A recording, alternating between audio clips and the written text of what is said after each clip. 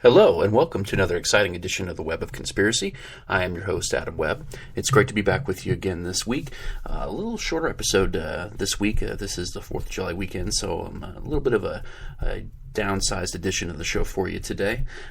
Just real quickly, just want to wish all my American listeners a happy 4th of July weekend. Enjoy the weekend. Be safe, but enjoy the weekend. Also, remember the reason why this holiday exists, and take some time to think about that, and take some time to think about, usually this time of year I do a show focusing a little bit more on government and things of that nature, and I opted not to do that this year versus last year. But at any rate, I would strongly recommend, if you're looking for something a little more patriotic, check out my Citizens' Rights and the Fall and Decline of Democracy episode that I did a couple months back now almost. Feel free to check that out. That's a message I generally try to send out on a day like today. But try to remember why we exist, why we're here, why this nation is, and take a moment or two to think about how we can make things a little better as well. So that being said, I also want to take a moment to thank all the new listeners as well as all the continuing listeners. It's been a big last few months. Month of June was the biggest ever for the show. Every month seems to grow a little bit more, but June has by far eclipsed any of the other shows I've done, any of the other months of the show so far. So thank you for that. I've reached some landmarks in terms of that I would never have dreamed I would have reached in about 7 months' time doing this show. So it's pretty cool. And once again, thank you to everybody. You're the reason that I keep coming back and doing this every week. So thank you. For today's episode, and I usually talk a little bit about news, and I'm not going to get into a whole lot into some of the news section this week. Certainly there's plenty out there. Stay informed, look at several different sources, and I'll probably expand a little bit more into it next week. But that being said, this week's episode is something that I find very curious. It's something that I've never... I guess I've always been a little skeptical of some of the stories. However, there are some that are just very compelling, and particularly in the case of children, and that's the past life memories. There are a number of people who claim to be able to have memories of these former lives that they've lived. Okay, upwards of around 60% of the people in the world believe in some form of reincarnation. Now, that being said, there's other forms. Some that believe, the Buddhist example, right? There's various different forms of belief in it. Now, there are those who claim that they have memories, that they have these leftover memories of what happened in a past life, what they did, who they were, how they died, all these strange sort of bizarre memories that they can't account for any other way. And so in some cases, they've gone through hypnosis and hypnotherapy to recall some of these events. Nevertheless, there are many who believe that they have lived before, and they have done a number of other different variety of things in a past life, certainly far different in many cases from the life that they are currently living. So that being said, I really wanted to dive into this topic a little bit more. Now, first and foremost, I'll be fair and say that I'm skeptical of a lot of the stories, very skeptical. I question as to how many of these are, from having watched movies or read books or TV shows. And in some cases, I think some people wish that they were something greater in a past life to compensate for how they feel about their current life, okay? So I'm very skeptical of a lot of these stories. However, the stories I tend to give a little more credence to, the ones that make me think that there's something to this, the ones that make me pause, are the stories that are recollected by children. And I'm not necessarily talking about 18, 19, 17, 16, 15-year-old kids necessarily. I'm talking about very young, just learning to talk, just learning to communicate children who come up with some very bizarre stories, okay? And for those of you who are interested in getting a little bit of a bigger piece of the story, who will be searching for more after this, feel free to check out Carol Bowman's work. It's Children's Past Lives. She's sort of like, this is one of the bigger works that I've come across in terms of researching this. And what is interesting is that there's a number of these cases of these very young, just learning to talk 2-year-old, 3-year-old kids that are coming up with some very bizarre stories. Things that make you think, okay, what is going on here? How would this kid know? How could this kid possibly have this knowledge? So it's something to make you sit and question, and something to make you think. Now, there are a number of theories behind the past life thing, okay? There are a number of people who say that, birthmarks that we carry over are signs of what happened to us in a previous life. For instance, someone who was shot in the chest has these unusual birthmarks in the chest. Another kind of interesting example to that would be my wife has a rather unusual birthmark on her neck, and I've always sort of teased her, well, perhaps that's where something happened to you in a past life. So there's some very unusual trademarks that a lot of people associate as, at least the people who consider themselves experts in this study tend to associate. Now, there are a number of interesting stories, and one story that I thought was rather interesting was that this is in part of Carol Bowman's work, of this little girl named Elspeth, who, before she was 2 years old, spontaneously sort of recalled becoming a nun, okay? She said, I'm going to take my vows, when she was being bathed by her mother. And it was one of the first full sentences that she had ever spoken. And she goes on to say that I'm not Elspeth now, I'm Rose, and I'm going to be Sister Teresa Gregory. And then she went on to detail duties that she would do in the covenant. I mean, including milking the goats, making cheese, saying prayers. And then she would go on to even describe how she died. Some very strange stories from very young children who, in many cases, aren't brought up in a background to have the kind of knowledge necessary to be able to describe what was going on. How did they have this knowledge? There's a story of this one 6-year-old boy who was able to translate the works of Adolf Hitler, even though none of his relatives knew German. This boy knew German somehow at 6 years old, despite not having been exposed to it. Okay. Then there's a number of stories of kids that who have these past life experiences, that they experience a lot of these night terrors. They wake up having these memories of what had happened to them in this previous life. So there's some very traumatic stuff that goes along with this too. But there's very specific strange stuff, such as the knowing of the foreign language, coming out of the blue saying that they used to be something. I used to be in the Navy or whatever. I used to be on a ship. Some very specific stuff that they would never have had knowledge of. So for me, I think some of these kids' stories are perhaps the most compelling stories. Now, there's a number of shows I know that have been sparked on TV now, and it's starting to gain a little bit more momentum in the mainstream. But some of these stories are really pretty fascinating. In one case, a 3-year-old son had told his mother that he really likes his new daddy. He's really nice. And then she was confused because her husband was the only daddy that he had. And she asked, why is that? And then the boy replied, my old daddy was really mean. He stabbed me in the back and I died. But I really like my new daddy. He'd never do that to me.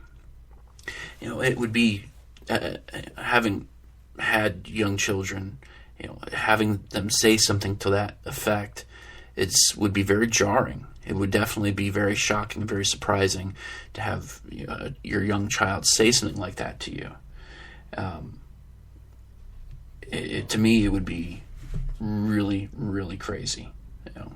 But nevertheless, another interesting story, and this is a case where there are a number of these that come up, where sometimes there's these what believed to be reincarnation of these children who used to be family members in that family. And in a case in point, as one story goes, when my little sister was younger, she used to walk around the house with a picture frame with a picture of my great-grandpa in her hands crying and saying, I miss you, Harvey. And Harvey had died before even she was born. And then other than this common occurrence, mother would go on to say that she would constantly say things that the great-grandmother Lucy would say, Harvey's wife. So there's some speculation there. Well, perhaps she was, in fact, Harvey's wife at one point, that she was her own great-granddaughter. So then there's a few cases like that as well that are kind of strange. Okay?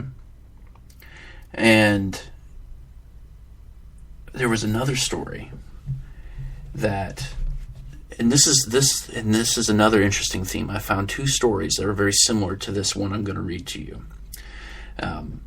This one story goes, between the ages of 2 and 6, my son would tell me the same story of how he picked me to be his mother. This woman goes on to write. She says that her son had said something about being with a man in a suit and picking a mother that would help him accomplish his soul's mission.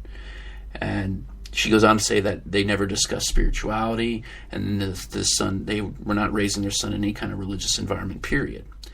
And then the boy would describe it that it was similar to grocery shopping, that he was in this bright room where people were lined up like dolls, and that he picked her, and the man in the suit asked him if he was sure, and he replied that he was, and then he was born.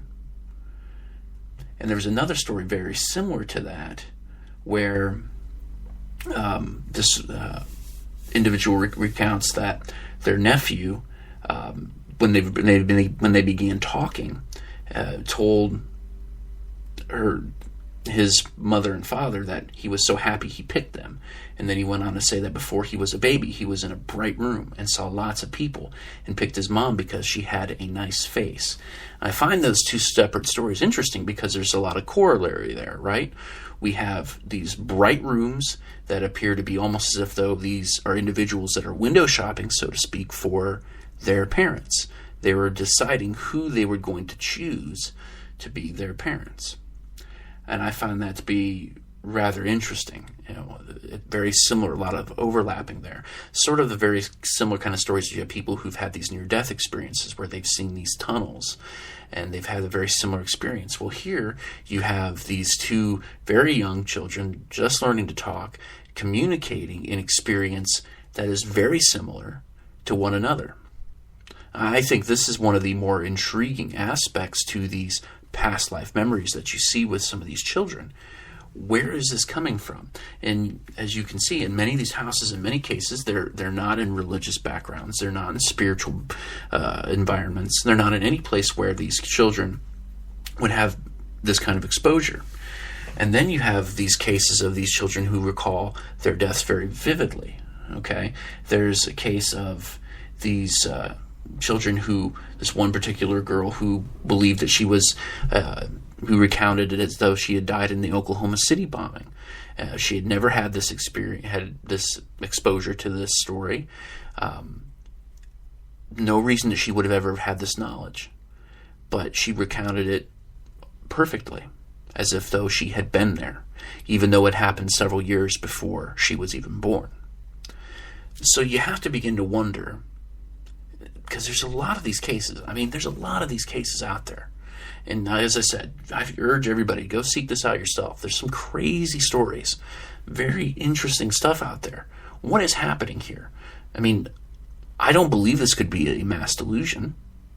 I don't believe that these kids are capable, at least in some of these cases, these very young kids, they have not been in environments to be exposed to this kind of information, do not have the previous knowledge. So how would they know this? What is the rational explanation here? I mean, I think perhaps there are some that you could argue that, well, maybe they've had some exposure at a friend's house, perhaps as they get older. But the real little kids, the real little ones who haven't had the exposure, who haven't had the knowledge, how would they know these things? To me, those are the compelling ones. As I said before, with some of the adult cases, and certainly even with some of the upper teenage cases, I'm skeptical. I'm skeptical that perhaps these are fanciful thoughts, these are imaginative thoughts, that these are just ideas of something, some sort of delusion of grandeur, so to speak, right? Someone who believes that they were Abraham Lincoln in a past life, or believed they were Alexander the Great in a past life, okay? Sure, there would be something grandiose to that idea, but not everybody was. And you hear a number of people who make these claims, so of course I'm very skeptical of those types of claims.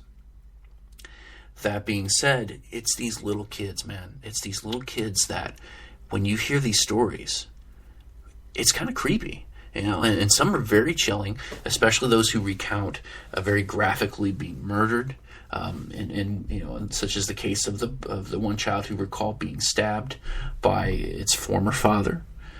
It's there's some that recount dying in fires. There are some that recount certainly being murdered. There are some who recount someone was trying to rape them and then they were killed. Very scary stuff. That one child recounted being killed by a shark. So, without having had really much of a knowledge of what it was. So, some of the stuff that comes out of the blue, it's, you have to wonder. As I said, many of these stories, I think that you can look at a number of stories, especially as they get older, and you can discount a number of them. But there are many of these. There's many of these from these very little kids that are just too detailed, too specific to just completely discount.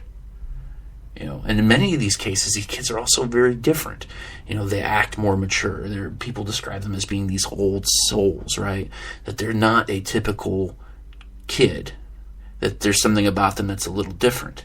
And so many believe that perhaps that this is just the soul has come back, that they've lived some other life before, that they're doing something else here. There's a number of theories as to why reincarnation happens, and I certainly don't intend on delving into a huge explanation as to reincarnation. As I said earlier to an opening the show, that there's a number of different beliefs about reincarnation. There are those who believe you can come back as animals. There are those who believe that you don't. What I do find compelling is that there's a number of people who are Christians who believe in reincarnation. This was something that many wouldn't have believed possible. Certainly not something that's always clearly indicated in biblical scripture. Nevertheless, there are a number of people who believe that this is happening, but that believe that this phenomenon is real and that we are coming back.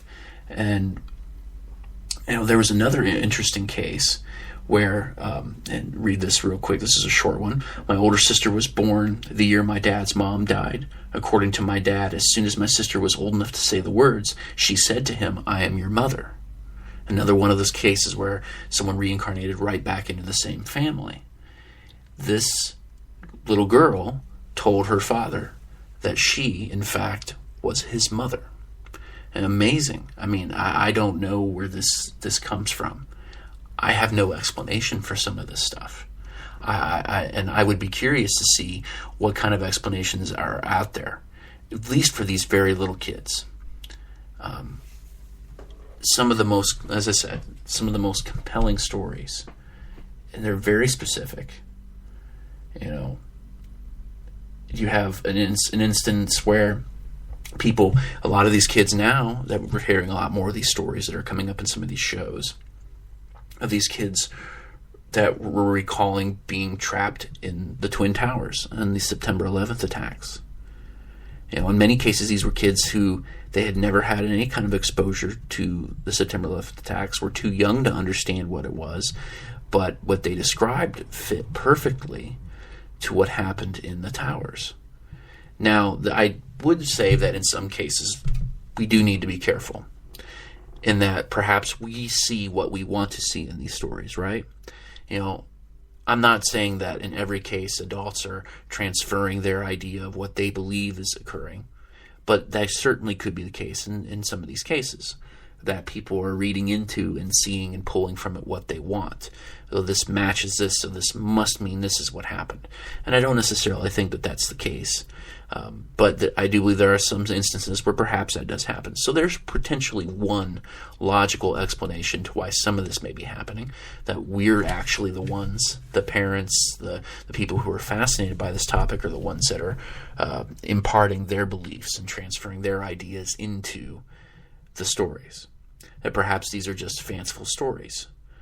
Now, I will say this on a personal note. As a kid, now this is somewhat unrelated, I don't remember this, but I was often told my mother would record me, and I was a crazy kid, But my mother would record me, and I would be talking about things, and she would have me doing something, and on audio tape, it's very clear that she would tell me to do something, and I would say no. I said, let the boy do it. I don't know who the boy was. I have no clue.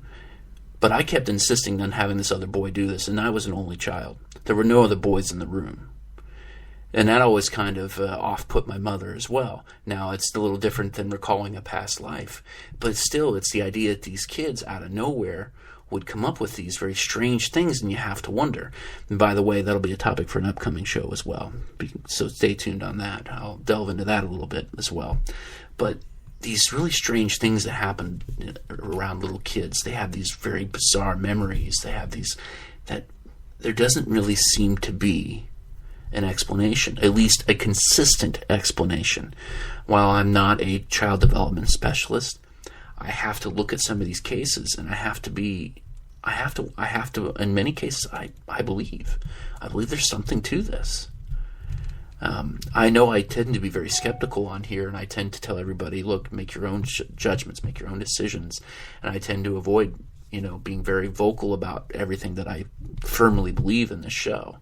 And I know I've discussed Sasquatch and UFOs, and I believe that there's something to some of these stories. This is another one of those cases. This is another one of those phenomena that I believe there's something happening here.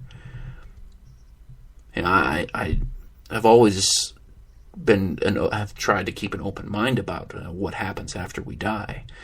And there are many who certainly believe that nothing happens. We just blink out and that's it. And there are many who, believe strongly to their religious adherence that this is what happens and this is what happens. But these stories, you have to wonder. You have to wonder what is going on here. Now, for those of you who are interested also in terms of getting a little more information, of course, I told you about Carol Bowman's book, but she also has a past life forum, which has a number of really interesting stories that people have posted up on there. There's a number of stories about one case where this woman believed that her son, who she named after a friend of hers who was a murdered police officer, wound up being the reincarnation of that particular friend. A very interesting story as well. So you have a number of these, as I said, these very bizarre stories that just don't have a very rational explanation. There are some that do. As I said, I'm very skeptical of the adult stories, and I'm very skeptical of the stories of children, of the older children anyways. I wonder how much of this is looking for attention, how much of this is trying to be something greater than what we are. But with these little kids that don't really have much of an agenda, you have to think that perhaps there is something more to this. They're not necessarily looking for anything other than just talking. In many cases, they bring it up on their own, as was the case of the girl recounting this life as a nun while she was being bathed. Where the hell does that come from? I mean, where does that come from? Of all the things that little kids see and do and play and what they do see on TV, these little kids programs, where does that come from? And to me, that I find to be one of the more compelling stories. Where does this kid all of a sudden believe she was a nun? I don't know. You have the stories of the kids who believe that they were, a Civil War soldier, and recounted details about the Civil War that at the age of 3 they would never have known. Well, how is that possible? I don't know. As I mentioned, of course, there's the foreign languages, and there's a number of stories of these people who have knowledge of foreign language. Now, I know there are many who would be skeptical of that, speaking in tongues, who would say, well, perhaps these are children that are possessed by some sort of demonic force. And by those in the demonology community, perhaps maybe that is an explanation. Maybe these are children that are possessed by something else, and that these are some sort of malevolent force that are controlling and manipulating these children and making us believe that they're good and innocent, and perhaps they have some sort of malevolent ideas and prospects. I don't know. That is one out there, in terms of of another paranormal explanation as to what may be going on.